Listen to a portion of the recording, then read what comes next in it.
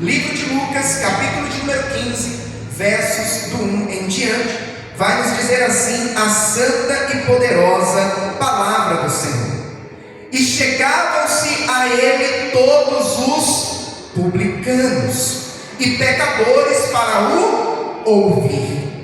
E os fariseus e os escribas murmuravam, dizendo: este recebe pecadores e come com eles. Aleluia! Somente até aqui, como é nosso costume, eu quero convidar a igreja a repetir após mim o versículo de número 2 que diz: e os fariseus e os escribas murmuravam, dizendo: este recebe pecadores e come com eles. Aleluia! Coloque a Bíblia no teu assento. É o momento de falar com Deus. Senhor amado, Pai querido, Deus santo e todo-poderoso, estamos felizes, ó Pai, por estarmos reunidos na Tua casa nesta noite. E aqui neste santo lugar, já podemos falar com o Senhor em oração, já podemos também louvar, exaltar e agradecer o Seu nome através dos louvores que aqui foram entoados. E agora a tua igreja espera receber uma palavra, não uma palavra que nasceu no coração do pregador, porque o homem de si próprio não tem nada a oferecer. Aquilo que vem unicamente de conhecimento humano é muito raso, é muito superficial. No entanto, aquilo que nasce e provém do teu coração é profundo e vai do mais íntimo da nossa alma e do nosso espírito. Por essa razão, ó Pai, nós lhe pedimos nesta noite que nesse momento o Senhor venha abrir os nossos ouvidos espirituais, venha abrir, ó Pai, o nosso entendimento, para que nós possamos não apenas ouvir, mas entender a mensagem que o Senhor tem preparado a cada um de nós, e que esta palavra ela seja como alimento para a nossa alma, combustível para a nossa fé, e venha ser também como bússola que vai nos apontar o norte, vai nos apontar, ó Pai, o caminho que devemos seguir para termos uma vida segundo a vontade e querer do Senhor. Vontade esta que é boa, perfeita e agradável. Ó Pai querido, nesse momento eu me coloco diante de Ti como um simples servo que sou e lhe peço: usa-me, ó Pai, como instrumento em Suas mãos para pregoar a santa e poderosa palavra do Senhor. É o que nós lhe pedimos, ó Pai, e desde já lhe agradecemos em o nome do Senhor Jesus. Amém e graças a Deus. Agora eu te convido a dar a mais forte salva de palmas ao Senhor Jesus. Aleluia! Louvado seja Deus. A igreja pode tomar o seu assento. Fiquem à vontade. Isso, graças a Deus. A palavra do Senhor vai nos contar que por diversas vezes Jesus ele ensinou através de parábolas. A parábola nada mais é do que uma forma de trazer um ensino, trazer uma lição de vida, usando ilustrações, usando situações do nosso cotidiano. É uma forma de falar das coisas espirituais, sobrenaturais, porém utilizando ilustrações do nosso dia a dia, para que facilite o entendimento. Quando nós chegamos no Evangelho do nosso Senhor Jesus, segundo escreveu Lucas, no capítulo de número 15, nós vamos ver que Jesus, ele estava mais uma vez ensinando. E enquanto Jesus estava ali fazendo o seu sermão, trazendo os ensinamentos da parte de Deus, a Bíblia nos fala que ali ao seu redor haviam publicanos e outras pessoas que a Bíblia vai chamar de pecadores. Pastor, quem eram os publicanos?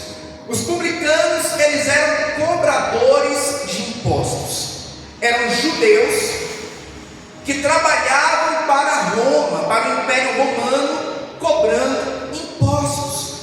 Por essa razão, os publicanos eles eram muito mal vistos. Os judeus viam eles como traidores da pátria. E além disso, também os viam como pessoas desonestas. Porque alguns desses publicanos, além de cobrar aquilo que Roma exigia, cobravam muitas vezes alguns valores a mais, para ganhar um valor por fora. Então os publicanos eram vistos como pessoas da pior espécie.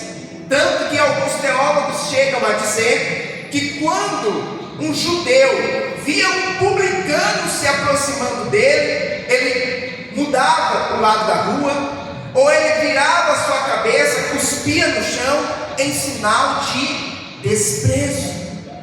No entanto, a Bíblia vai nos contar que Jesus estava ensinando, e Jesus estava falando inclusive com publicanos. E a Bíblia vai nos mostrar que realmente Jesus dialogava com esses publicanos. Nós vamos ver que a Bíblia fala a respeito de um publicano chamado Mateus, que veio a ser seu discípulo. Sim, o Evangelho do nosso Senhor Jesus Cristo, segundo escreveu Mateus, este Mateus foi um dia um publicano.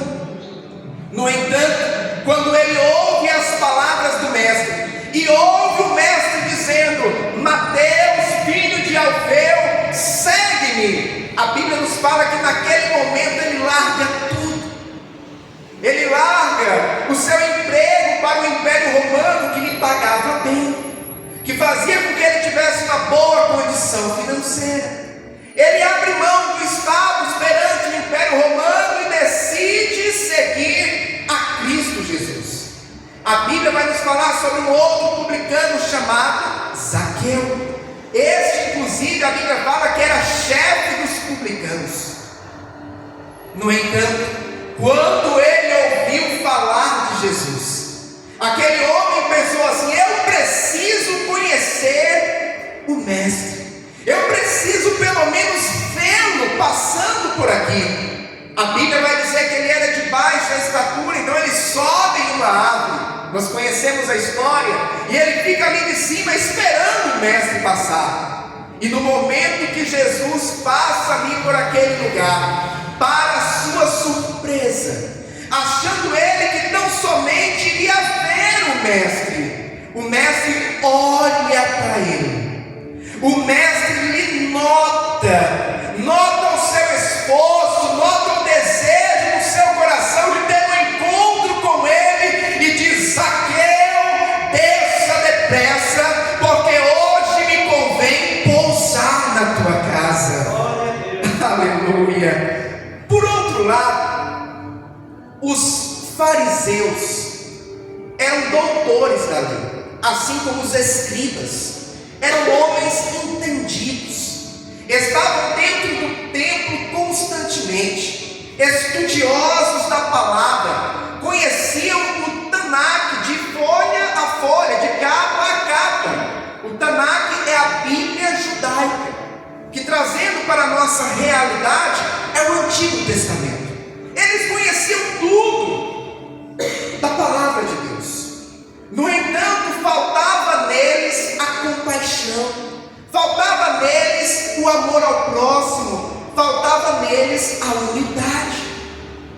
E a Bíblia fala que esses fariseus, que esses escribas olham para Jesus e dizem: mas como pode este homem que se diz ser um mestre, se diz ser o Filho de Deus, mas conversa com os publicanos, conversa com pecadores? E a Bíblia vai além. Eles dizem assim: ele come inclusive com os publicanos. Porque quando fala de comer junto, fala de algo mais próximo, algo mais estreito. Inclusive trazendo para a realidade do que aconteceu com Zaqueu, a Bíblia fala que Jesus disse assim: hoje me convém, Zaqueu, pousar na tua casa. Mas como pode o mestre ir na casa de um publicano? E os fariseus não entendiam isso. Jesus agora para trazer a eles um ensinamento, não somente a eles, mas a cada um de nós. Jesus começa agora a narrar 3 parábolas. O capítulo 15 de Lucas, Jesus narra 3 parábolas: a parábola da ovelha perdida, a parábola da dracma perdida e a parábola também do filho pródigo. E Jesus começa a partir do versículo 4 a narrar a parábola da ovelha perdida. E ele diz assim: que homem dentre vós, tendo 100 ovelhas, e perdendo uma delas, não deixa no deserto as 99, e não vai após a perdida, até que venha a achar. Aleluia. Jesus estava utilizando uma situação que fazia parte do cotidiano daquelas pessoas. Ali havia muitos pastores, ali havia muitas criações de ovelhas, e Jesus traz este exemplo.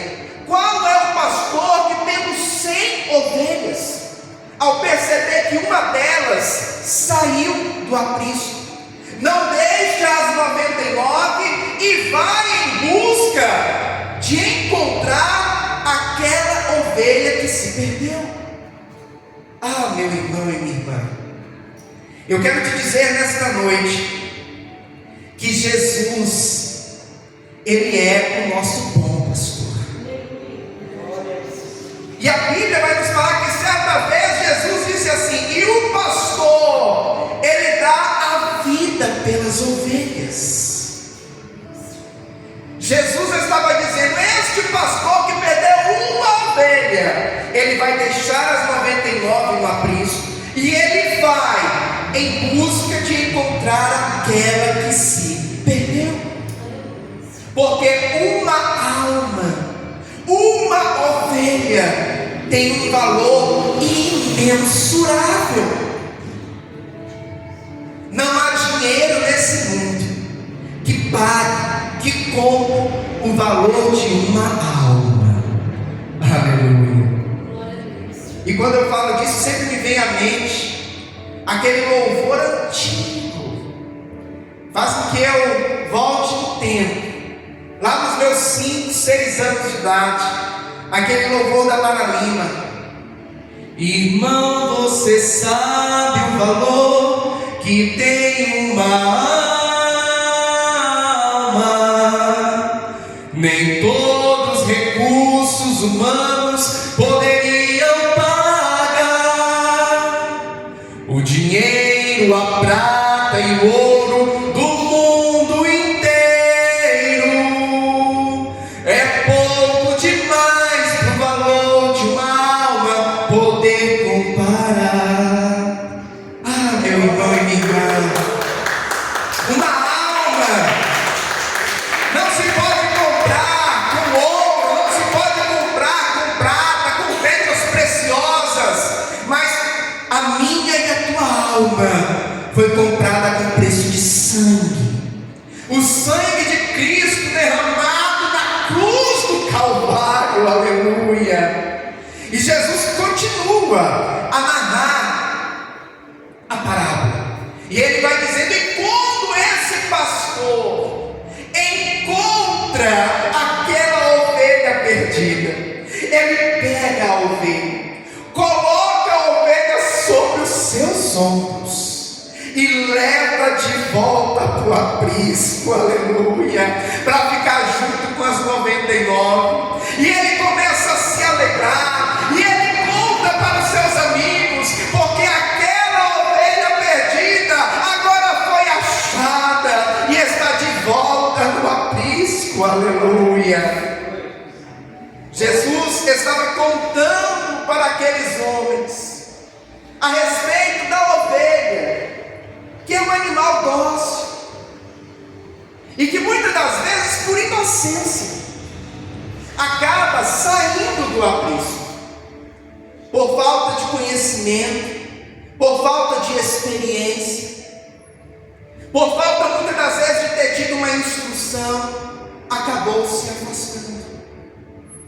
E trazendo para a nossa realidade hoje, quantas ovelhas não estão perdidas, longe do aprisco?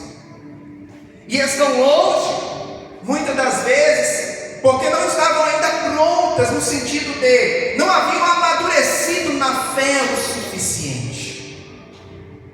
E por uma simplicidade, até mesmo por uma inocência, acabaram sendo iludidas, atraídas por aquilo que o mundo oferece, e saíram, foram sendo levadas, e quando se deu conta já estava longe do aprisco, não sabia mais o caminho de volta. Ah, meu irmão e minha irmã, eu costumo dizer que o mundo é um lugar atrativo. Se nós dissermos que o mundo não é um lugar atrativo, seria incoerente. Porque, por qual razão muitos têm ido, muitos têm sido levados pelo inimigo ao mundo? Porque existem atrativos no mundo. No entanto, é verdadeiro também que esses atrativos são apenas uma fachada, é apenas uma aparência, como se fosse uma isca que é lançada por um caçador, por um pescador, para conseguir fisgar a sua presa. Satanás, ele é um exímio estrategista. Satanás, ele é paciente. E muitas das vezes, Satanás, observando a cada um de nós, quando ele identifica uma fraqueza, quando ele identifica um ponto, que é algo que ainda não foi trabalhado, ainda não foi aperfeiçoado, ele fala: é em cima disso que eu vou trabalhar. E aí ele lança a isca, ele lança os atrativos, e muitos têm sido aqueles que têm sido atraídos e fisgados essa isca. E sendo fisgados por essa isca, são levados. E no início, quando chega ali, parece que está tudo bem. Nossa, que legal, nossa, que diferente. Nossa, aqui parece que eu tenho mais liberdade. Nossa, aqui parece que tudo pode. Ah, quando eu estava na igreja não era assim, não pode isso, não pode aquilo, não pode não sei o quê. Aqui tudo pode. No entanto, Satanás, ele é o pai da mentira. Isso é apenas no começo. Quando a pessoa está enveredada no pecado, aí ele começa agora a mostrar a verdadeira face do mundo. Ele começa a mostrar a verdadeira face dele próprio. Porque Satanás, ele não aparece um chifre na cabeça, com rabo, tridente na mão, vestindo uma roupa vermelha e dizendo: olha, eu sou o diabo. Não, ele chega bem vestido, ele chega bem trajado, ele chega com palavras mansas, voz aveludada, pisando mansamente, usando sapatos de algodão. Tudo isso para tentar nos roubar da presença do Pai. E quantas não são as ovelhas que têm sido levadas por este lobo? No entanto, a Bíblia nos fala que o bom pastor, ele dá a vida pelas ovelhas. A Bíblia vai nos falar, inclusive, a respeito de um pastor muito conhecido. Pastor, qual o nome dele? Davi. Davi, ele foi pastor de ovelhas. E a Bíblia vai falar que quando ele era pastor de ovelhas, em uma situação ele enfrentou um urso para proteger as suas ovelhas. Em outra situação ele enfrentou um leão para proteger as suas ovelhas. E o Senhor é aquele que muitas das vezes, quando vê uma de suas ovelhas desgarrada, ele vai em busca dessas ovelhas. Ele usa a mim e a você para ir ao encontro desta ovelha e dizer: olha, é tempo de voltar,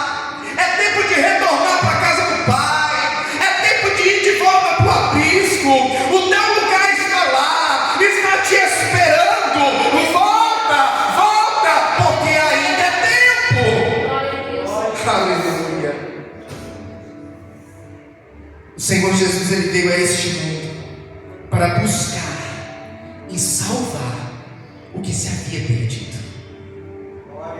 Havia uma condenação sobre nós, passar a eternidade sem Deus. O mundo estava condenado a isso.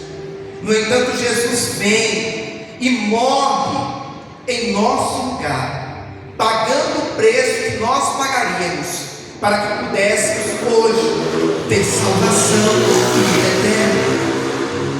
Jesus, ele veio para os pecadores. Por essa razão, eu posso dizer com plena certeza: Jesus veio para mim, Jesus veio para você. Porque a Bíblia fala que todos pecaram, todos, não é apenas alguns, todos pecaram. Nós pecamos por meio de palavras, atitudes, pensamentos, omissões. Até quando a gente pode fazer o bem e não faz, pecamos contra Deus. Mas Jesus, ele veio porque ele ama o pecador. Apesar de Deus ele abominar, ele rejeitar o pecado, mas ele ama o pecador. Lá em João 3,16 vai dizer: porque Deus amou o mundo de tal maneira. A Bíblia, ela é linda por completo, desde o Gênesis, quando vai dizer: no princípio criou Deus os céus e a terra, até lá em Apocalipse 22. A Bíblia é linda, mas se fosse para eu escolher um versículo, seria esse, um versículo da minha preferência, que eu amo: porque Deus amou o mundo de tal maneira. Esse tal está se referindo a algo que é tão grande, que é tão maior inclusive que nós mesmos, que vai além da nossa compreensão humana. Porque o maior exemplo de amor, humanamente falando, que nós temos é o amor de mãe.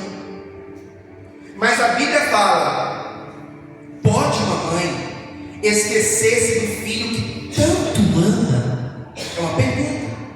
E na sequência vem a resposta dizendo: pois bem, ainda que ela se esquecesse, o que é difícil de acontecer, mas ainda que ela se esquecesse, eu, o Deus Todo-Poderoso, não me esquecerei de ti.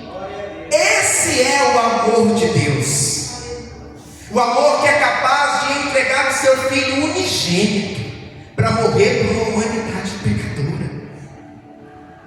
Domingo passado foi Santa Ceia e tivemos a oportunidade de falar um pouquinho a respeito disso. E nós trouxemos aqui um exemplo que nos mostra um pouco do tamanho desse amor. E eu perguntei para a igreja: algum dos irmãos teria coragem de pegar um filho seu e dar para morrer em troca de alguém? A igreja ficou em silêncio, porque realmente o amor que nós temos por um filho é tão grande, que eu vou dizer por mim, eu não teria coragem de dar uma de minhas filhas para morrer por outra pessoa. Agora Deus, olha a prova do tamanho do amor de Deus. Ele envia o seu Filho unigênito para morrer por uma humanidade que não merecia, uma humanidade pecadora. Porque Jesus, ele morreu na cruz, não foi apenas pelos bonzinhos. Jesus morreu na cruz também por aquele assassino que está na cadeia, por aquele assaltante. Jesus morreu na cruz por todos. E isso mostra o tamanho do amor de Deus. Aleluia. Pois bem, mas Jesus não para por aí. Jesus, ele queria trazer uma lição para aqueles fariseus, uma lição para mim e para você também. E a partir do versículo de número 8, Jesus começa agora a narrar a segunda parábola, a parábola da dracma perdida. E ele diz: qual a mulher que, tendo 10 perder uma dracma, não acende a candeia e varre a casa e busca com diligência até a achar. Aleluia. Mais uma vez, Jesus está falando aqui com aqueles homens a respeito de alguém ou de algo que se perdeu, que foi perdido. Jesus fala de uma mulher que tinha 10 dracmas. A dracma é uma moeda da época, uma moeda que tinha um valor. E das 10 dracmas, aquela mulher perde uma delas cai em algum lugar e ela não consegue encontrar. Só que aquela mulher, ela não pensou assim: eu perdi uma, mas fiquei com 9, deixa pra lá. Não.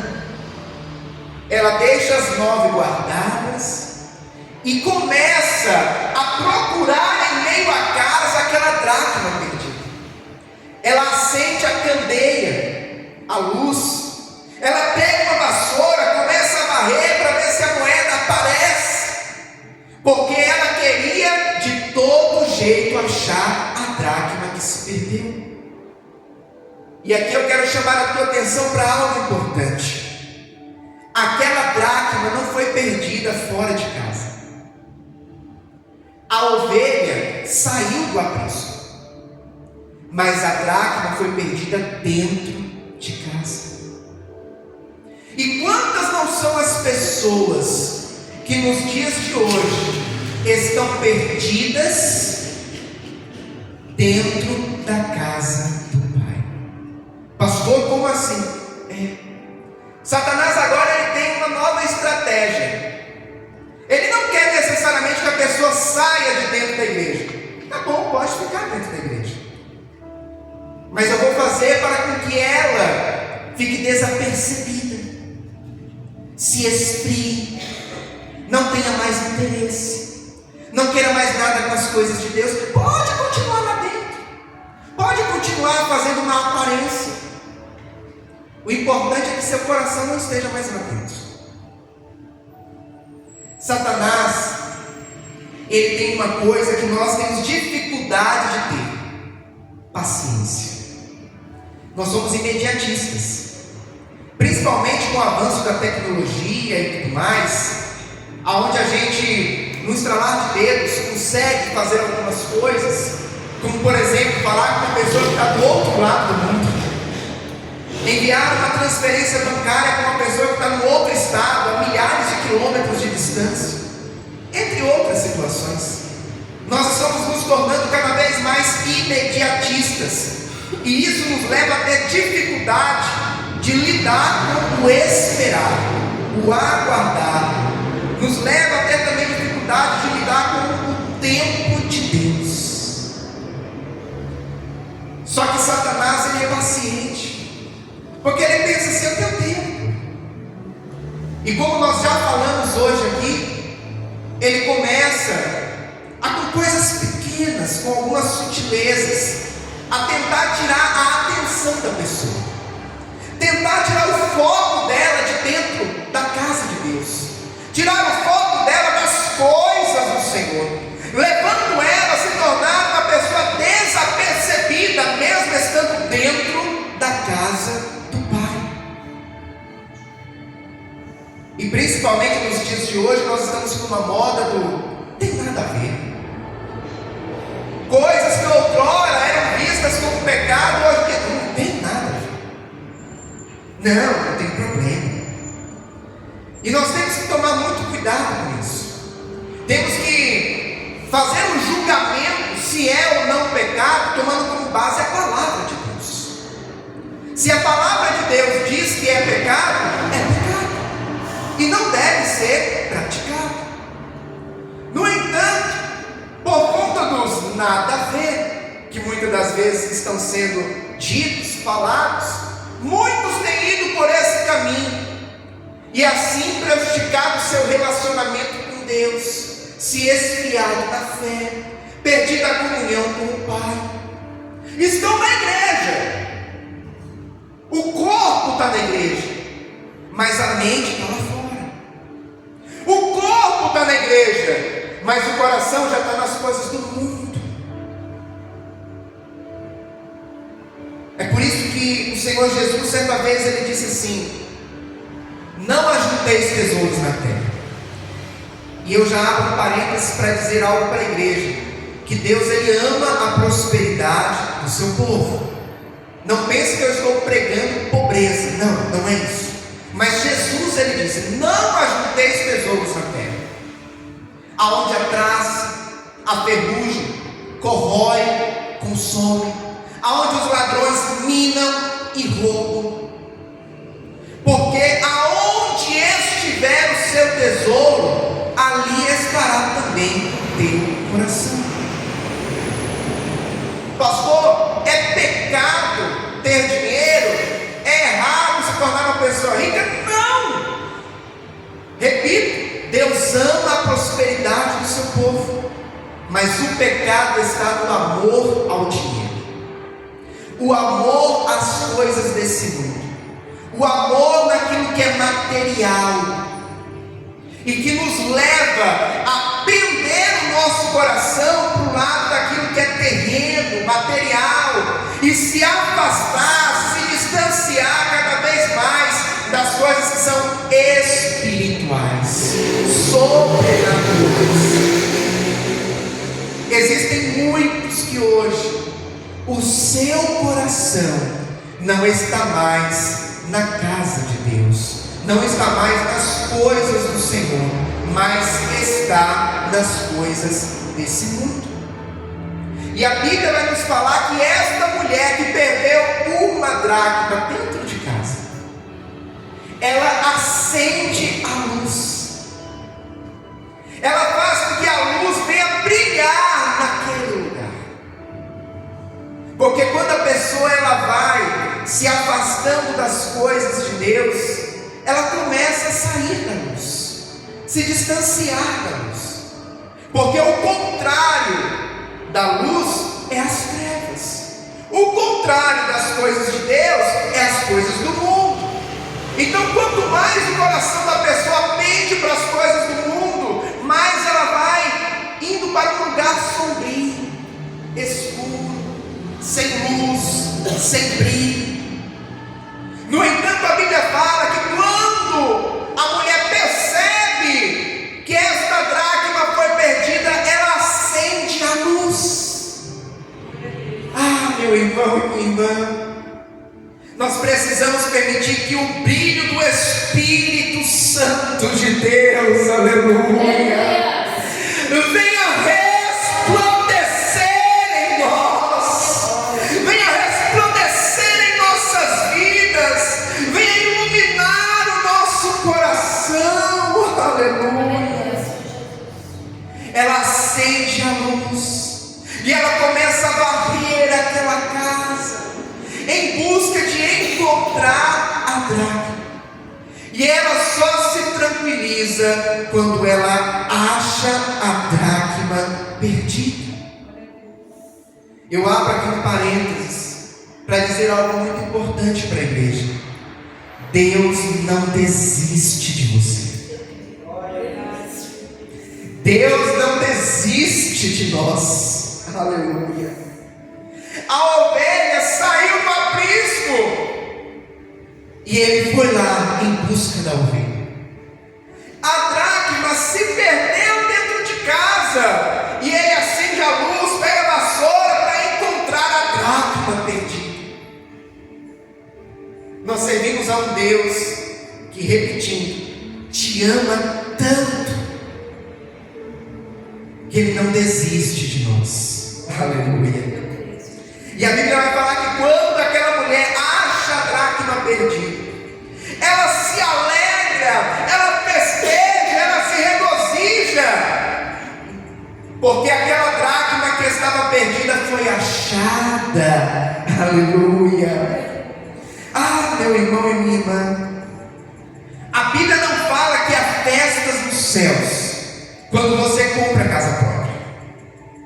A Bíblia não fala que há festas nos céus quando você compra um carro do ano. A Bíblia não fala que há festas nos céus quando você é promovido no trabalho, mas a Bíblia fala que há festas nos céus quando um pecador se arrepende, quando um pecador se rende na presença do Senhor. A Bíblia diz que há festas nos céus, aleluia. Jesus, ele agora continua o seu ensinamento, e ele vai para a terceira e última parábola narrada no capítulo 15 de Lucas, uma das parábolas mais conhecidas e certamente uma das mais lindas retratadas na Bíblia Sagrada. Estou me referindo à parábola do filho pródigo. Quem nunca ouviu, quem nunca leu a parábola do filho pródigo? E Jesus, ele começa a sua narrativa dizendo: um homem tinha 2 filhos, e um dia o mais moço chega para o seu pai e diz: pai, eu quero que o Senhor me dê a parte que me cabe da minha herança. E eu, quando ouço isso, quando eu leio isso na Bíblia Sagrada, eu fico tentando imaginar a tristeza do pai em ouvir o pedido do seu filho, porque começa que o pai certamente queria que o filho estivesse continuamente com ele, do seu lado. Um outro detalhe importante também é que herança é dividida, é repartida com os filhos a partir do momento que o pai e a mãe morrem. Esse é o habitual, é o ciclo natural das coisas. Mas o filho agora, estando o pai em vida, chega para ele e diz: pai, eu quero que o Senhor me dê a parte que me cabe da herança, porque eu quero conhecer o mundo lá fora, eu quero conhecer coisas novas. E aqui eu abro um parênteses para te dizer algo importante. Esse terceiro exemplo que Jesus está dando aqui, houve uma decisão por parte do filho, de dizer: eu quero a minha parte, eu quero conhecer o mundo lá fora.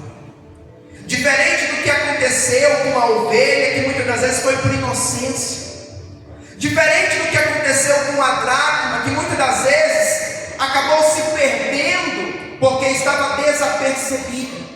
Mas o filho pródigo, ele toma a decisão e diz: eu quero a minha parte, porque eu quero conhecer o mundo lá fora.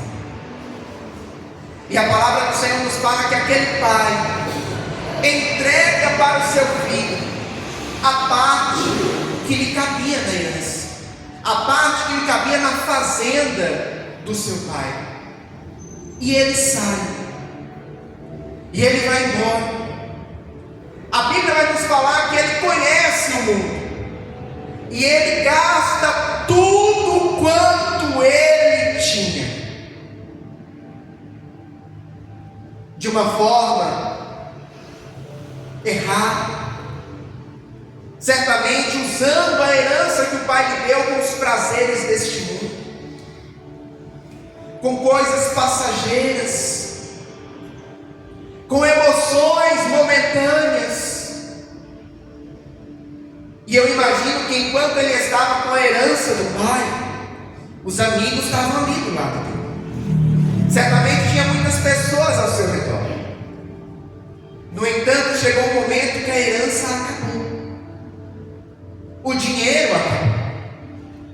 Certamente os amigos também o deixaram, foram embora, porque as amizades desse mundo, em sua grande maioria, são assim. Enquanto você tem algo a oferecer, eles estão do seu lado. Depois que não há mais nada a oferecer, te abandona, te deixa. E foi o que certamente aconteceu com esse rapaz. Ele ficou sem nada e sozinho. A Bíblia fala que começou a ter uma fome na terra onde ele estava, e ele começa a padecer necessidades. Aquele que outrora estava na casa do pai,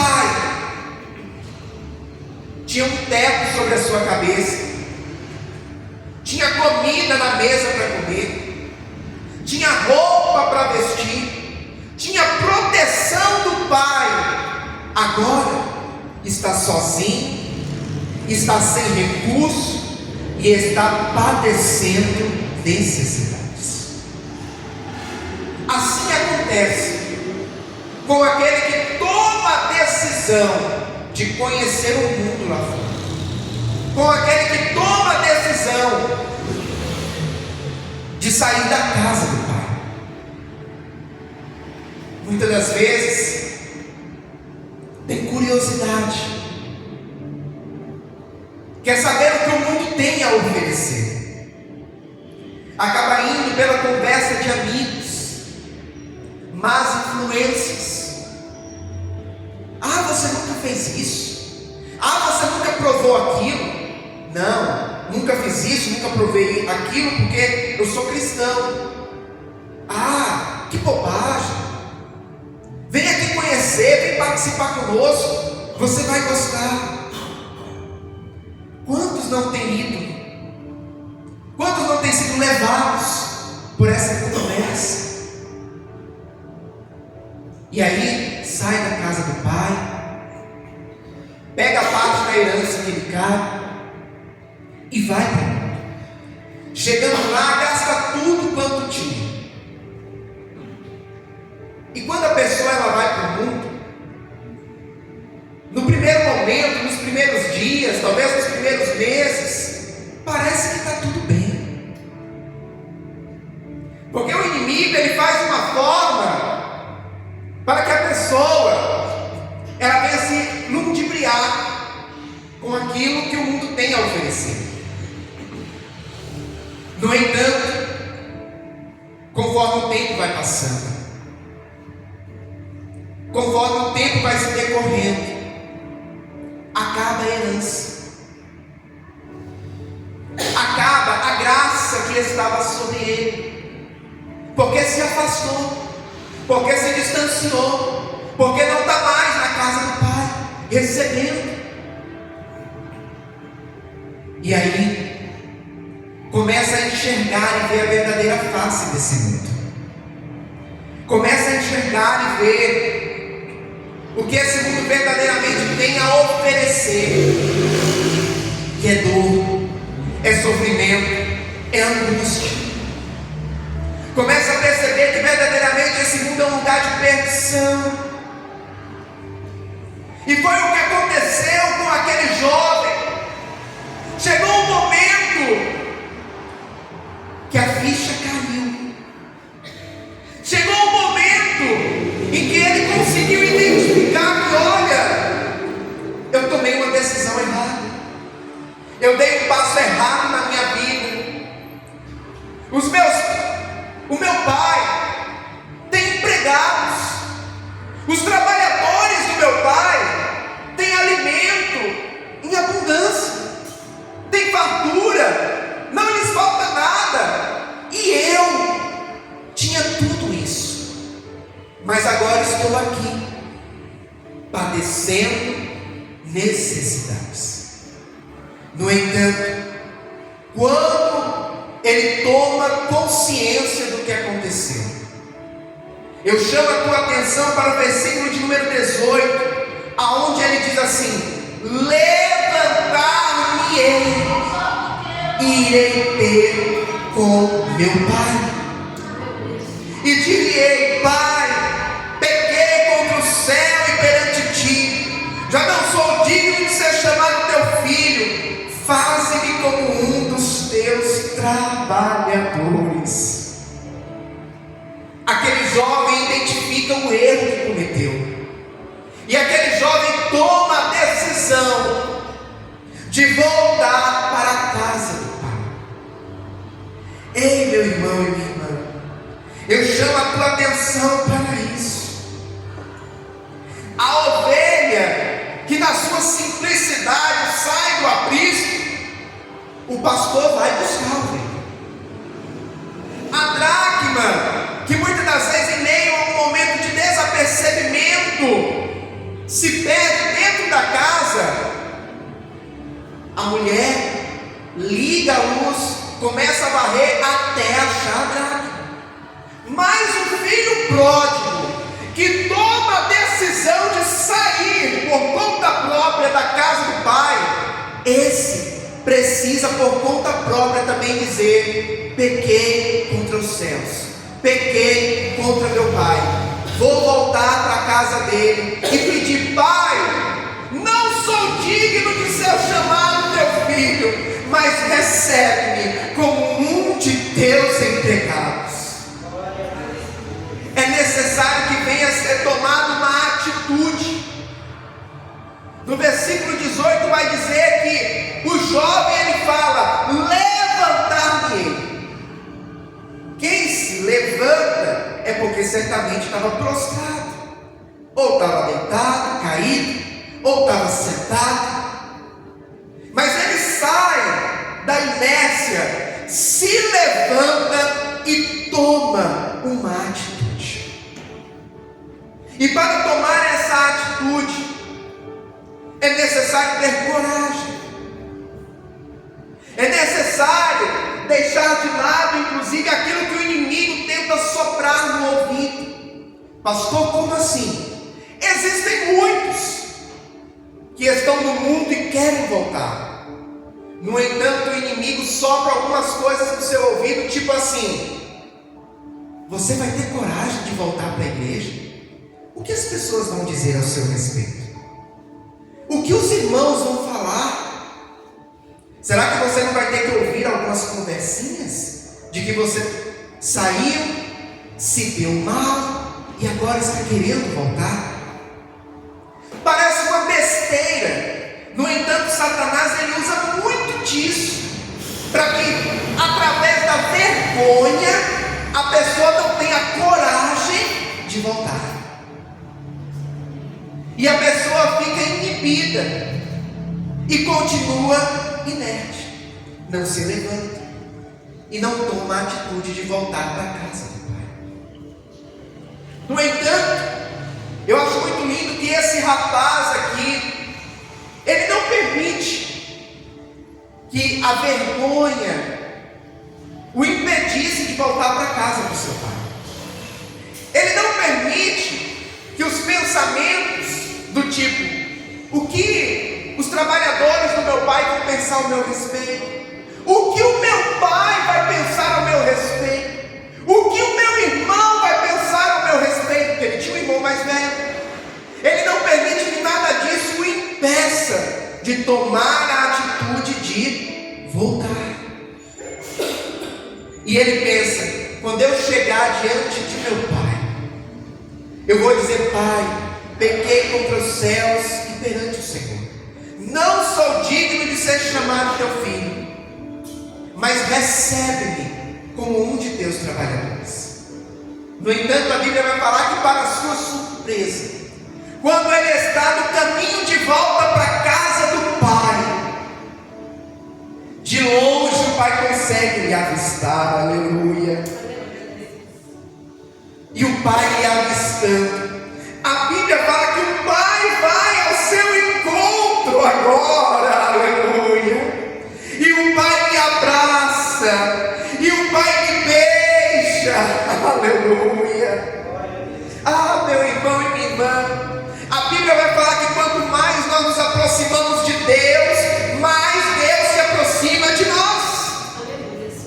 Quando nós tomamos uma atitude para ir em direção a Deus, Deus também vem em nosso encontro, aleluia. Para a surpresa daquele jovem, ele é recebido pelo pai de braços abertos. O pai lhe beija, o pai lhe abraça.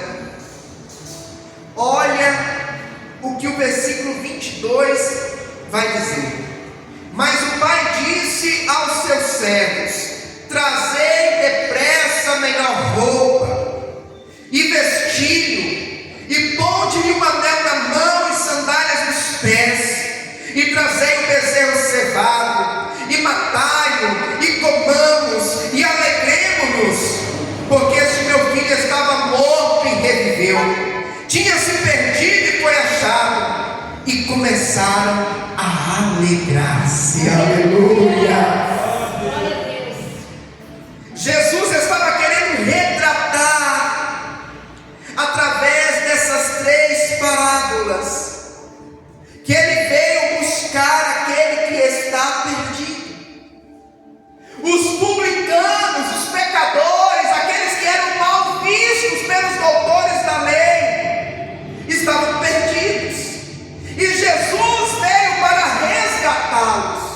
Por isso que Jesus conversava assim com eles. Jesus comia assim com eles. Por essa razão que um dia Jesus disse para Zaqueu: desça depressa, porque hoje me convém pousar na tua casa. E quando Jesus diz me convém pousar na tua casa, em outras palavras, Jesus estava dizendo: é do meu interesse. Eu quero pousar na tua casa.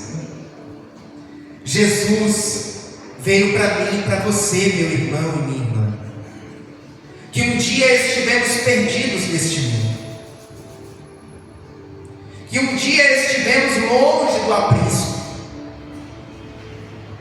que um dia fomos alcançados por esse tão grande amor, um amor que nos abraça, um amor que nos acolhe, e um amor que faz com que nos tornemos de criaturas filhos de Deus. Aleluia. Essa frase hoje em dia se tornou um clichê, mas não deveria. Pastor, que frase? Jesus te ama. Essa frase vai muito além de um clichê pentecostal, um clichê evangélico. Essa frase é uma verdade, é uma realidade para mim, para você e para todo aquele que está perdido. Porque Jesus verdadeiramente nos ama. E quando nós dizemos que Jesus ama a uma pessoa, nós estamos falando para ela do sacrifício dele na cruz. Porque o seu sacrifício na cruz do Calvário é a prova desse amor. Um amor que transcende o nosso entendimento humano. E um amor que nos levou a receber salvação e vida eterna. Aleluia. Olha o que a palavra do Senhor vai nos falar no versículo 25 em diante. E o seu filho mais velho estava no campo, e quando veio, chegou perto de casa, ouviu a música e as danças. E chamando um dos servos, perguntou-lhe o que era aquilo. E ele lhe disse: veio teu irmão, e teu pai matou o bezerro cevado, porque o recebeu são e salvo. Mas ele se indignou e não queria entrar, e saindo o pai estava com ele. Mas respondendo ele, disse ao pai: eis que te sirvo há tantos anos, sem nunca transgredir o teu mandamento, e nunca me deste um cabrito para alegrar-me com os meus amigos. Vindo porém este teu filho, que desperdiçou a tua fazenda com as meretrizes, mataste-lhe o bezerro cevado. E ele lhe disse: filho, tu sempre estás comigo, e todas as minhas coisas são tuas. Mas era justo alegrarmos e regozijarmos, porque este teu irmão estava morto e reviveu, tinha se perdido e foi achado.